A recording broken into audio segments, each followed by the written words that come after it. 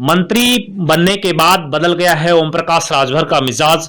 हाँ जी, वो लंबे अंतराल के इंतजार के बाद समाजवादी पार्टी से गठबंधन तोड़कर चुके गए थे ओम प्रकाश राजभर और भारतीय जनता पार्टी के एनडीए की अगुवाई वाले गठबंधन का हिस्सा बने थे और तब से लगभग 8 महीने के इंतजार के बाद उन्हें मंत्री बनाया गया है।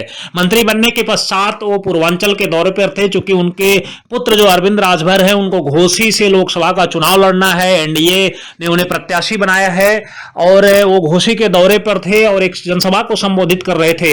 उन्होंने अपने कार्यकर्ताओं में जोश भरते हुए कहा कि मैं उत्तर प्रदेश में सबसे योगी आदित्यनाथ के बाद, जो उत्तर प्रदेश के चीफ मिनिस्टर हैं, योगी आदित्यनाथ के बाद सबसे पावरफुल इंसान हूं।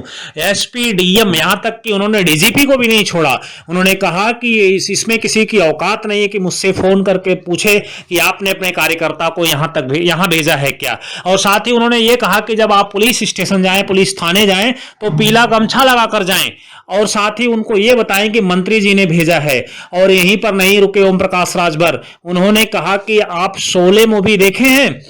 मैं शोले का गब्बर हूं, मैं यूपी का गब्बर हूं।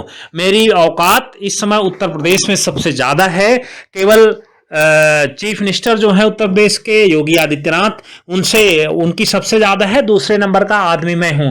हालांकि बड़बोलापन ओम प्रकाश राजभर का जगजाहिर है, वो हमेशा ऐसे बयान देते रहते हैं। जब समाजवादी पार्टी में थे तो ये सब लफ्ज, ये सब शब्द भारतीय जनता पार्टी के लिए इस्तेमाल करते थे कि सबसे बड़े झूठे हैं प्राइम मिनिस्टर, दूसरे नंबर के योगी आदित्यनाथ जी हैं, मैं योगी आदित्यनाथ जी को मंदिर भेज दूंगा, संन्यास धारण करवा दूंगा, अखिलेश यादव को चीफ मिनिस्टर बनाने के बाद ही सांस लूंगा, राहत की सांस लूंगा। ऐसे ही बयान हाल ही में एक जर्नलिस्ट के पूछने पर उन्होंने कहा कि जो 69,000 शिक्षक भर्ती के अभ्यर्थी हैं जो रिजर्वेशन में घोटाले को लेकर धरना दे रहे हैं, उनको, उन अभ्यर्थियों को ओम प्रकाश राजभर ने कहा कि वो लात खाने के लायक हैं। तो ये कोई पहली बार नहीं है जब ओम प्रकाश राजभर, हालांकि एक चीज है कि वो अपनी बात बेबाकी से रखते हैं, कुछ ऐसा नहीं कि छुपाते हैं, जो भी है क्लियर कट बोलते हैं।